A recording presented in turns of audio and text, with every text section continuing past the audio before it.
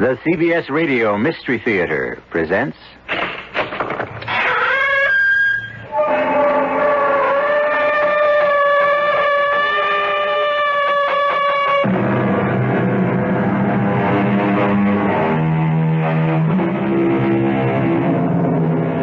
Come in. Welcome. I'm E.G. Marshall. What is terror? It's really only a word, unless you've experienced it. And once you've experienced it, there's no word for it. It defies description. There are all forms of terror. Extreme fear of physical injury, for one. Paralyzing fear of insupportable pain, physical or mental. Mental. This, I'm told, can be the most horrifying form of terror of them all. You're trying to terrify me, Mr. Stainer. Terrify? Miss Meade, you've got me all wrong. We here at the Bureau of Human Affairs don't terrify people. Then why don't you tell me what it is you want to know? Why don't you tell me? After all, you're the one who knows. But I know nothing. That's what's terrifying. You want me to tell you something, but I don't know what it is. But you do. You simply haven't thought about it enough. I have thought and thought. No, you only think you've thought. Go home now. Go home, Miss Meade. And think some more.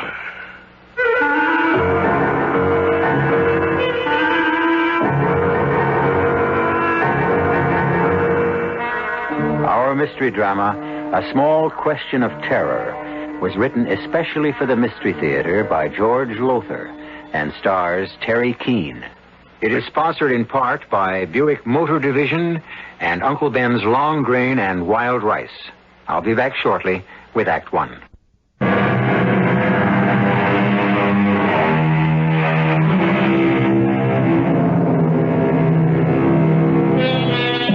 As I said at the outset, terror can take many forms, disguises.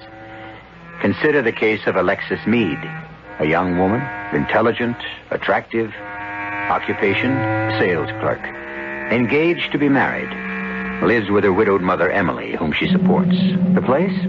An apartment in, a city. A city in, a country. Time? Could be today, could be tomorrow. Not important. What's important is, it happened. And it could happen again. But, Mother, what does the Bureau of Human Affairs want with me? What could this... What's his name? Where's the letter? Oh, here it is. Gilbert Stainer.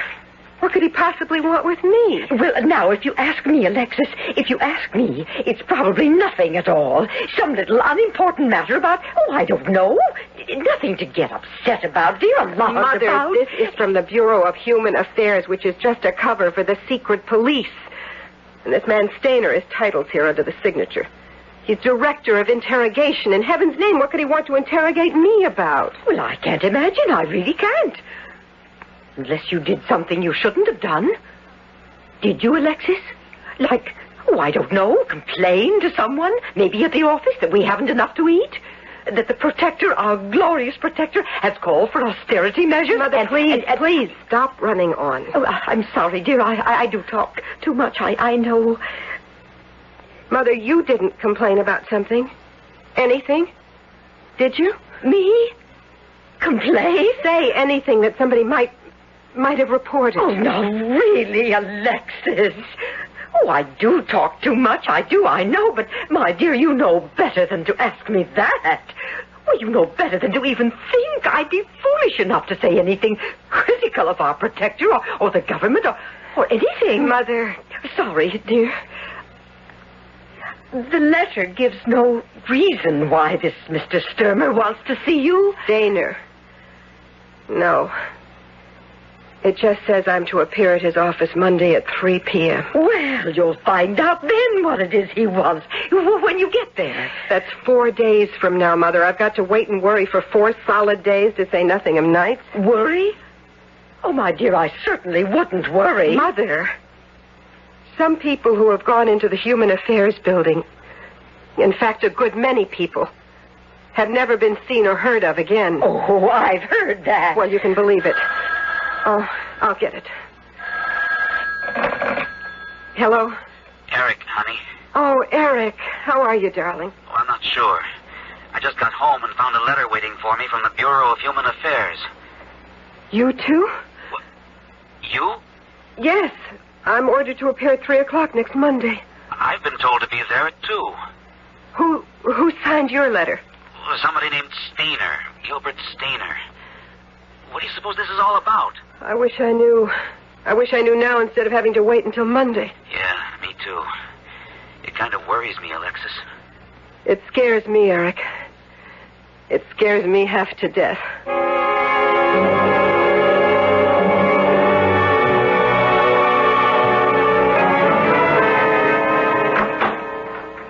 Yes? My name is Alexis Meade, and I... Oh, yes. You're here to see Mr. Stainer at 3 o'clock. Yes. You're early. Oh, I was afraid of being late. Afraid? What would you be afraid of, Miss Meade? Well, I didn't mean afraid, except... But that's what you said. There's nothing to be afraid of, Miss Meade, if you have nothing to fear. I haven't. Well, then. Eric. Alexis. What did he want? Stainer, what did he ask you? You're next, Miss Meade. I'll see you later, Alexis. Come to dinner tonight? Okay. Miss Meade is here, Mr. Stainer. Thank you, Miss Peters. Do come in, Miss Meade. Thank you. And sit down, please. That chair in front of my desk. Well, now, Miss Meade, first let me say I'm sorry if you've been put to any inconvenience. Oh, no. But you did have to take off from your job early. I'm told you lose 2 hours' pay. Who told you? It's so, isn't it? Well, yes, but... The Bureau will see that you're reimbursed for any loss of pay you incurred today, or may incur in the future. The future? I'll be coming here again? That'll depend entirely on you. How is your mother? My mother is fine, thank you, fine. That arthritis flare-up she suffered last week, that's over with? Yes. Delighted to hear it. A cup of coffee? No, thank you, Mr. Stainer. I'd like to know why... A cigarette? Thank you, I don't smoke. Oh, that's right. You gave up cigarettes several months ago. Too expensive. What with the tax, the surtax and all, I believe you said. I don't recall saying anything like that. No? No. But that is why you quit. Yes.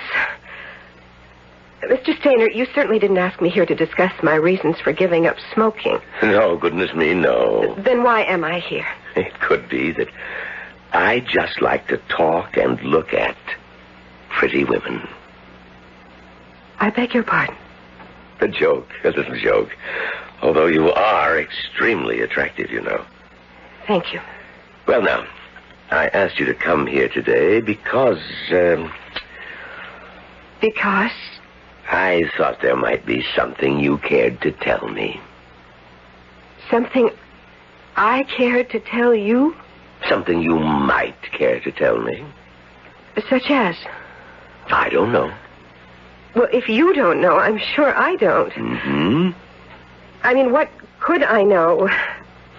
If you could give me some idea of what it is you're after. I'm not after anything, Miss Meade. The way you put it, what is it you're after? You make it sound as if I'm pursuing you, trying to hound you. No, I didn't mean it that way. No, of course you didn't. Well? Well? Is there something you might care to tell the Bureau? Tell me? I can't think of anything, Mr. Stainer. You're sure? I'm positive. Perhaps if you gave it some thought. What thought? How can I think about something when I don't know what to think about? It will come to you. Think about it long enough and it'll come. It might be in the morning when you're at work, or during mealtime, or in the middle of the night in bed. You'll suddenly say to yourself, that's it. That's what I had to tell the Bureau. Mr. Stainer, I'm sorry, but I can't imagine... You'll see. Now, you just go away and think about it a while, and you'll see.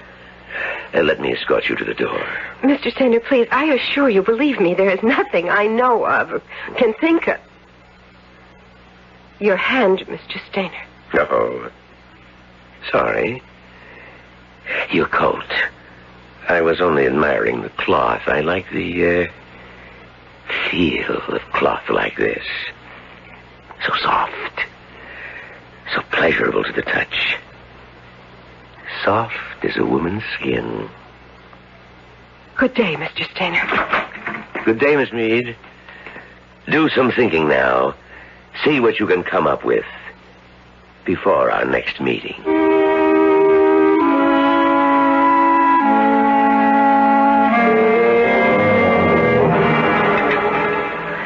Before our next meeting. The last thing he said just as I left. Oh, stop worrying and eat your dinner, Alexis. What there is of it. And you, Eric? Those were his last words to me, too. That means he's going to call us in again. Obviously. Have my meat, Alexis. Mother, no. No. You finish the meat. I don't want any more. You don't want any more because you think I haven't had enough. Well, you haven't. None of us has. None of us ever does. Everything's in short supply. Oh, and the prices. I was saying to Maggie Norton only the other day. I met her in the supermarket. You know, we hadn't seen each other in months. You didn't say anything to Maggie. Anything that might be misconstrued. What? Anything she could have reported to the Bureau of Human Affairs. Now, what do you take me for, Alexis? I'm only trying to find out, searching for whatever it is Stainer knows. But didn't he say he doesn't know? Mother, he knows. Eric and I wouldn't have been ordered to appear if he didn't know.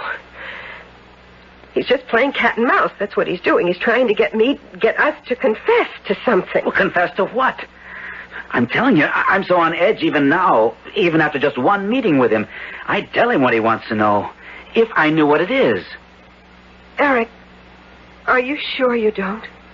Don't know? Yes. I don't get you, Alexis. Could it be that you maybe said something, sometime, to someone that might have been better left unsaid? You think I'm some kind of nut? Of course not, but... But what? Don't be so touchy, Eric.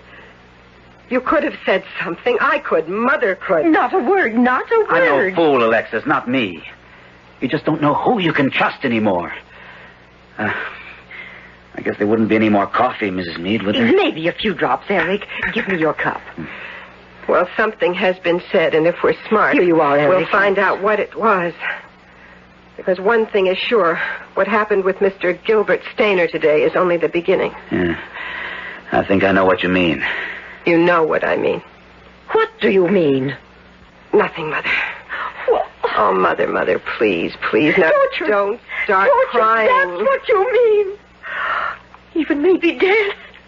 Oh, why is it got so you're afraid to say have a good day to someone or keep well or anything?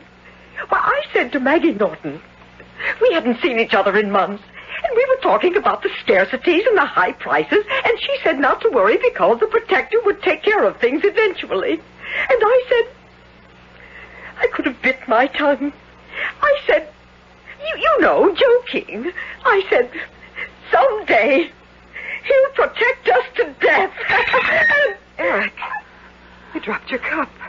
I'm sorry. Mother, you didn't say that to Maggie Norton. Oh, I could have bit my tongue. But I told you. You said it to me once, and I told you then to never say it again. Eric, what is it? It's nothing. Why did you drop the cup? Was it what Mother just said? No, honestly. Is that what Stainer is after? Is it? Well, how do I know what Stainer is after? You do know. What Mother said about the protector protecting us to death. Is that it? Eric, for heaven's sake, tell me. I can't stand not knowing. I can't stand it.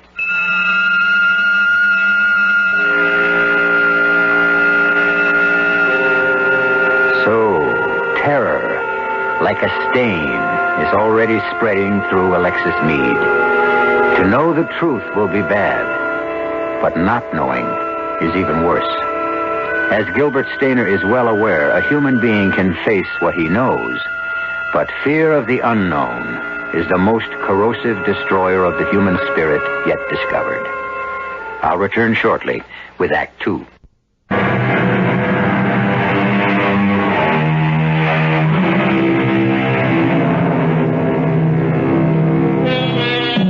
A small question.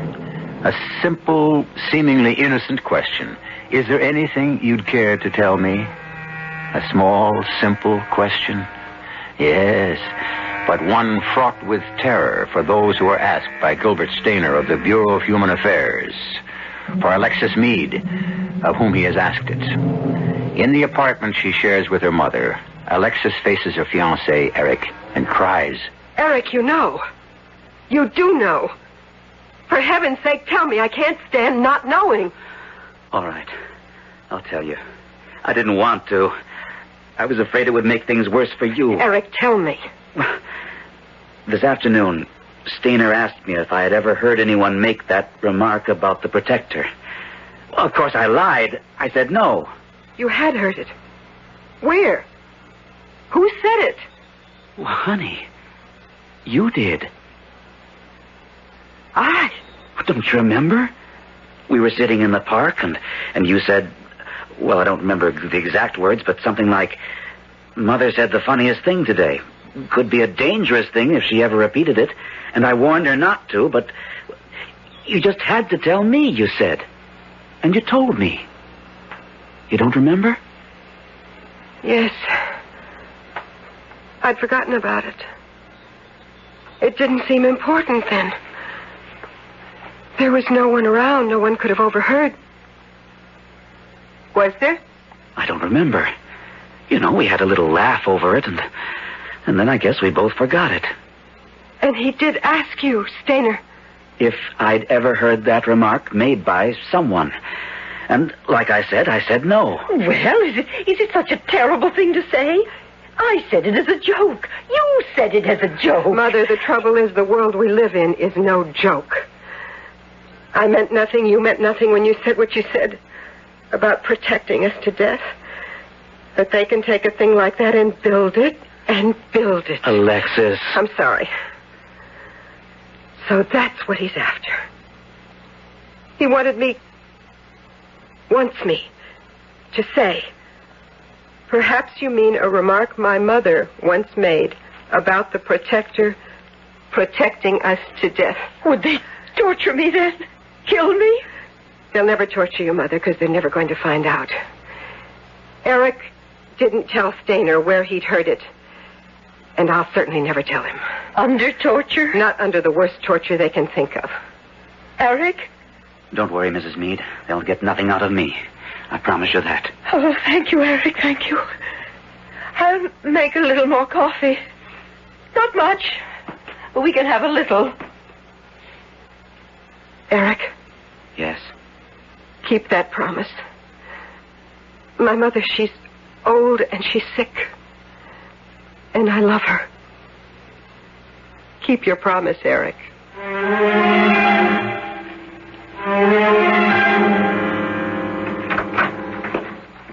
Well, don't stand there staring at me as if you'd seen a ghost, Miss Meade. Sit down. Is there something wrong? I was asked to come and see Mr. Stainer again. I didn't expect to find you behind his desk, Miss... Or is it Mrs.? Miss Peters. Miss Peters. Mr. Stainer was called away unexpectedly. I'm taking over for him temporarily. I am his assistant, you know. I didn't know. Yes. And perhaps it's just as well, his being needed elsewhere at the moment. He himself he mentioned, that you might speak more openly to me. You know, woman to woman. Miss Peters, let's get something straight. I didn't know then, and I don't know now what it is he wanted me to tell him. But of course you do. I do not. Oh, my. What was that? What was what? That scream. Scream? You heard a scream. You know I heard a scream. It came from the torture chambers in the cellar. Now, don't tell me you believe the stories you've heard, Miss Meade. You know about the hideous tortures that go on in this place. Oh, we are not in the habit of torturing people here. Now, don't look so frightened, my dear. My goodness, the color has drained out of your face. Here, let me... Ow! What are you doing? My dear, I'm sorry. Did I hurt you? I only pinched your cheeks. Just a little to bring the color back. Oh, I am sorry if I hurt you. I didn't really, did I? No. Well, I'm glad to hear that. My good heavens, I wouldn't hurt you for the world, my dear. None of us would. Gilbert Stainer, there isn't a gentler, more sympathetic man on this earth. Any woman will tell you that. Any woman who gets to know him, that is. Yes. Yes, I'm sure. You'll see when you get to know him better. But he is a man, you know. By that I mean he can be, well, brutal, too. He has that other side to him. A side that shows when he, well, you might say, loses patience. Take a tip from me, Alexis. Don't make Gilbert lose his patience. Thank you for the advice. What is it now, Alexis? You know what it is. That scream. You're letting your imagination run away with you. Don't you start imagining things like frightful tortures and slow deaths. All you have to do, my dear, is tell us if there's anything you would care to tell us. If you would tell me what it is you want to know. But how could we know what it is you'd care to tell us? Oh, this is impossible. This is just plain simply impossible. No, you're tired, my dear. And those screams you thought you heard are still bothering you. I tell you what. You go home and think things over. I don't have to. But you do. Gilbert and I have been through this many times before, Alexis. Believe me, we have. And always, people come back and say, is this what you wanted to know? And it always is. You'll remember. I know you will. You'll remember.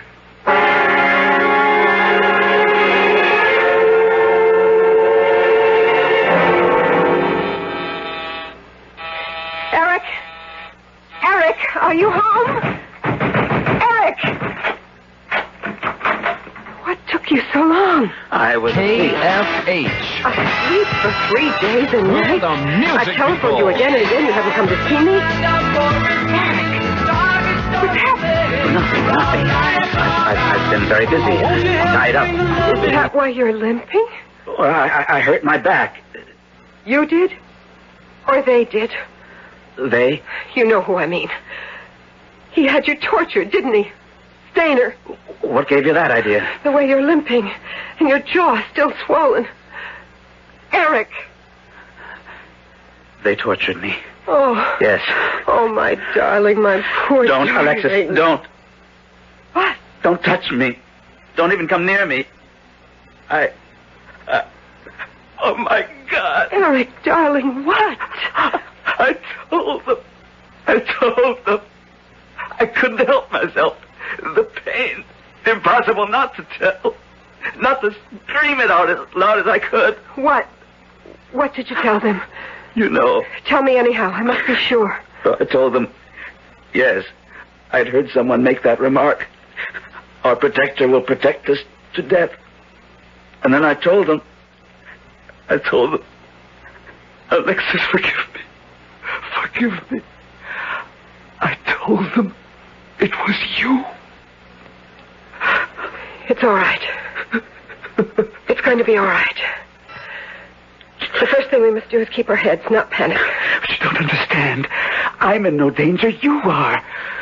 I saved my own neck by sacrificing yours. Don't you realize you're in as much danger as I? How can I be? You are involved now. You're an accessory to the crime. Crime? What crime?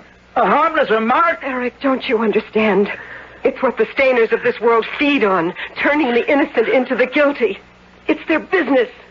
It's what they live for. What can we do? The first thing I must do is protect Mother. Or did you tell them that, too? That Mother was the first to... No. All right, then at least she's safe. But they'll question me again now, and torture is more than likely. Oh, what I've let you in for. I could kill myself. None of that now. We've got to keep our heads. Think. Let me see. Luke Stevens. Luke Stevens. What about him? That place of his in the mountains. It's not too far from the border. What are you talking about, the border? We've got to escape, leave the country. There's no other way. Now, if we could get to Luke's place, we could hide there for a few days, then slip over the border. Oh, that's impossible. I'm being watched now. You're being watched. We must be. I'm sure of it, but we've got to try.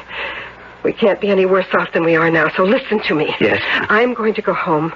I will get Mother. In an hour, let's say an hour, you go down, get in your car, and drive to that favorite spot of ours in the park. Mother and I will meet you there, and then we'll get in your car and head for Luke's place in the mountains. But if we're being watched? We'll have to take the only chance we've got. Try to give them the slip. Not much chance of that. No. But it is the only chance we've got.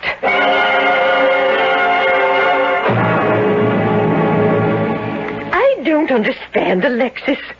Why suddenly do you want to go for a walk in the park? I don't feel like going for a walk. Mother, please don't argue. I want to go for a walk, and I want you to come with me. Well, you're acting very strangely, Alexis. And here, what are you stuffing in your handbag? Mother, please, Toothbrushes? Half a candy bar? The candy we've been saving for a special treat? Alexis, what is this? I will tell you later. You tell me now, or I will not step 1 foot out of this apartment. Mother, please trust me. Oh, my goodness, it seems we have visitors. Yes, I'm afraid we do. Yes? Are you Alexis Meade? Yes? Is that your mother there? Yes. Both of you to come with me, please. Where? And why are we to come with you? I can't answer that. You don't have to. I know where. And why.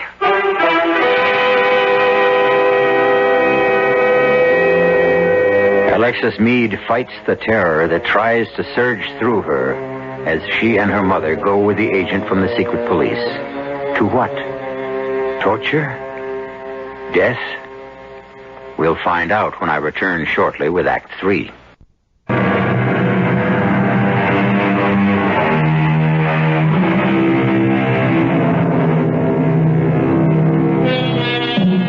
An innocent remark has brought Alexis Meade, her mother, and her fiancé Eric to the brink of torture and possible death. Eric, breaking under the torture's exquisite pain, revealed he'd heard the remark from Alexis. But Alexis has not yet divulged that her mother, Emily, first made the remark to her. Not yet. Now, as all three sit and wait in a small room at the Bureau of Human Affairs, a fourth presence waits with them. An invisible but palpable presence whose name is Terror. 2 hours. They've kept us waiting 2 hours. Why? Why? For the same reason they picked you up and brought you here with Mother and me. So we could break each other down with our personal fears and tensions. Alexis, I want you to be honest with me. All this, it's because of that remark, that silly, joking remark I made. No. I'm sure it is. What else could it be? I don't know what remark you're talking about, Mother. You never made any remark to me that I know of. Did. The one about the problem, Alexis. What are you doing to me? I am trying to silence you, Mother.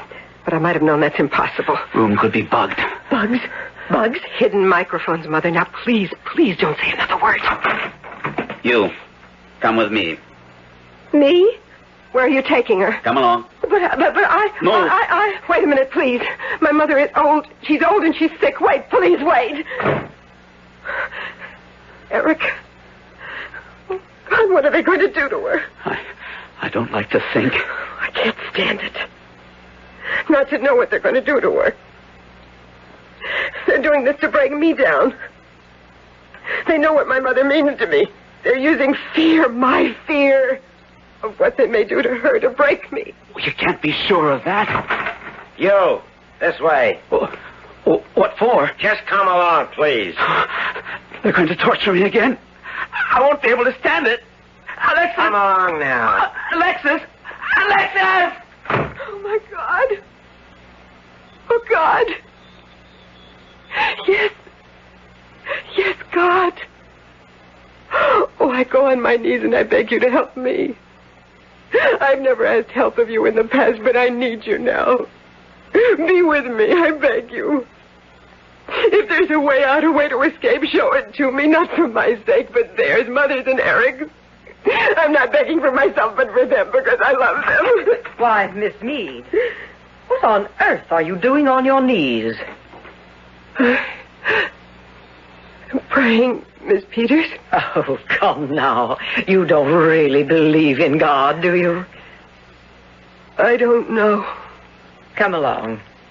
Gilbert, Mr. Stainer is ready to see you now. I've told him all I know. Which was that you knew nothing.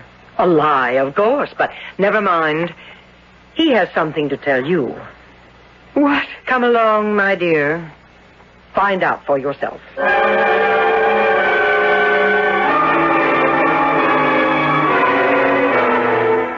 Sit down, Miss Meade. Alexis, if I may, sit down. No, don't leave us, Miss Peters. Alexis won't mind if you stay, I'm sure. We're all friends by this time. Though you certainly don't look very friendly, Alexis. Mr. Stainer. Gilbert, please. I do want to be your friend, Alexis. I've wanted to be from the first. And I must say that I'm puzzled by your attitude. You have nothing to gain by being unfriendly toward me, and much to gain by being otherwise.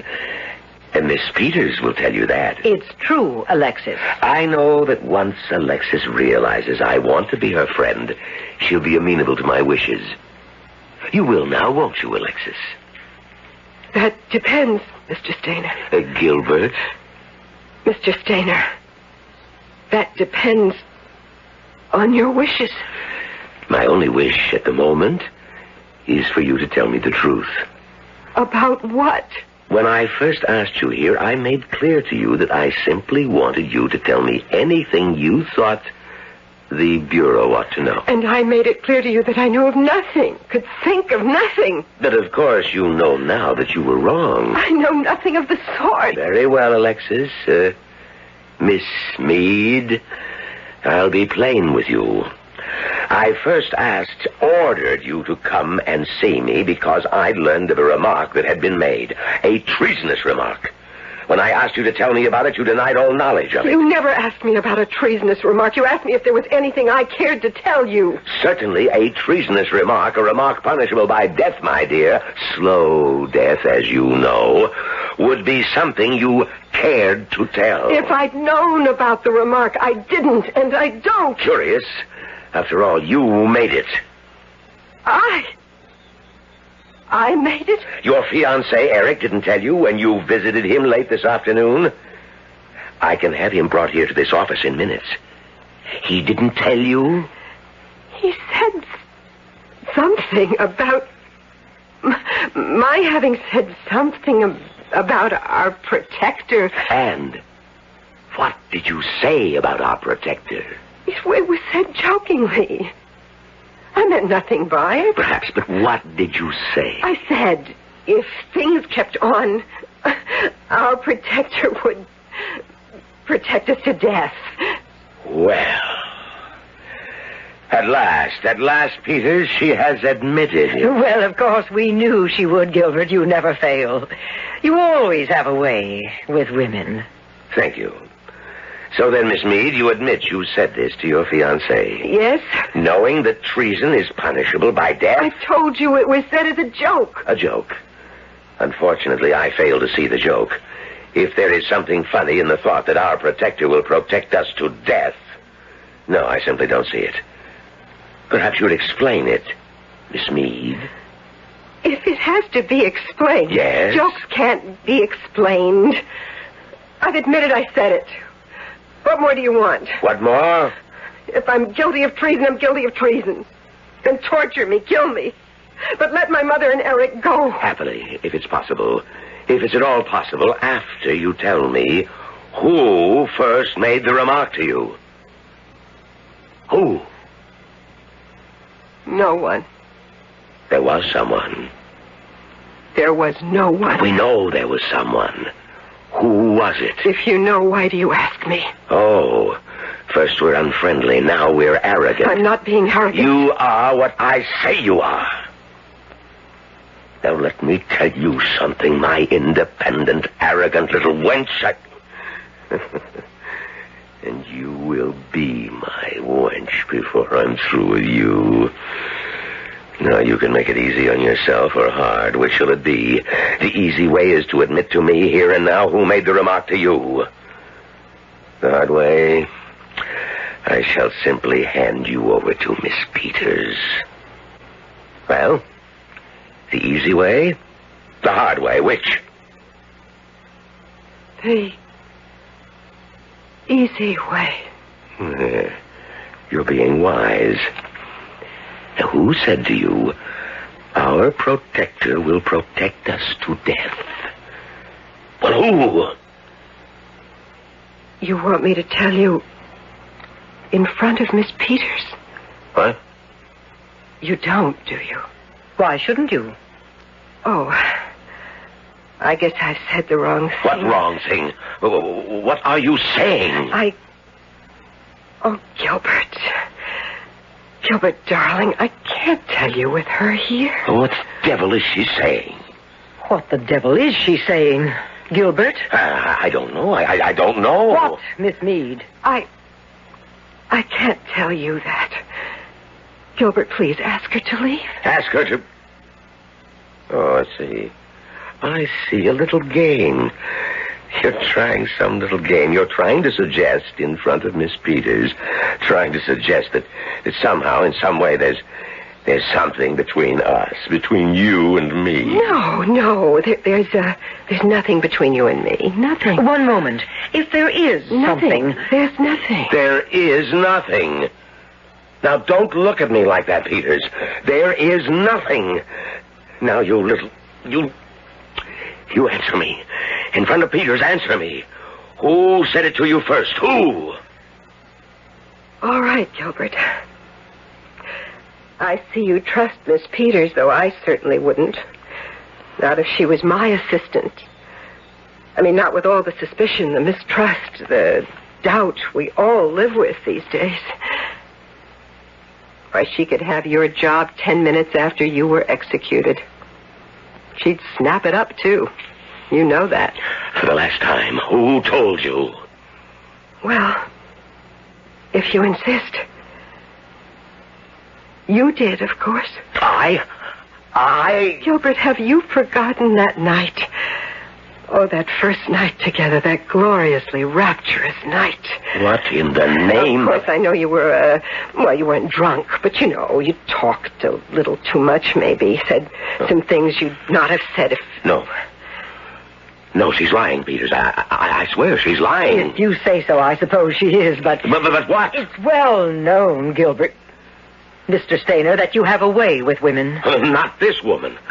Not this little conniving trollop. Believe me, Peters. Now believe me. I believe you, Mr. Stainer. And I'm sure our protector will, too. What do you mean, our protector will? He'll believe that everything I say in my letter is a lie. Nothing but a lie. Say what's in your letter? What letter? Gilbert, darling, I'm sorry. I'm really sorry. But we do live in an age of terrible mistrust and suspicion, and, a girl has to protect herself, and so I wrote a letter to our protector telling him all about us. There is nothing to tell about us. If you said there was, you lied. You lied! No, darling, but let's hope he thinks so. When did you send this letter? Oh, I didn't. You didn't send it? Gilbert, of course not. Would I want any harm to come to you after what we've been to each other? Weeks of torture? Slow death? Would I want that for you? Where is this letter? I have it. A friend of mine has it. What friend? Gilbert, if I told you that... Oh, of course I can't. But you needn't worry about it. My friend won't send it unless something happens to me. Unless... A shrewd little wench. wench, Peters, a very shrewd little wench. There is nothing between us. And there is no letter, I'm sure of that. Are you, Mr. Stainer? Of course. Of course. Still, well, this has all been, it's crossed my mind more than once. A tempest in a teapot, mountains out of molehills. The remark that was made, we've taken it too seriously. We? Well, you. Well, I, then. Well, no harm done. None. You may go, Miss Meade. And my mother? And my fiancé? They can go, too. Thank you. Thank you very much. But I want a safe conduct out of the country. A safe conduct? For all three of us. My mother, my fiancé, and myself. I have it. I'll see it's arranged.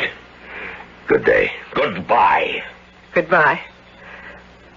Oh, and to you, Miss Peters. I think I said to you a little earlier. I think I said I didn't know whether I believed in God or not. Yes? I believe in him now, Miss Peters. I believe in him now.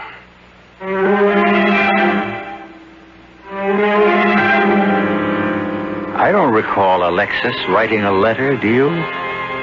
Could have, though. Not important. I mean, whether there was a letter or wasn't. What strikes me as important is that she called on God for help, only in extremity. Seems to me we all of us make that same mistake. Sure, call on him when you need help, but call on him when you don't need anything. Just call. Doors always open, 24 hours a day. I'll be back shortly.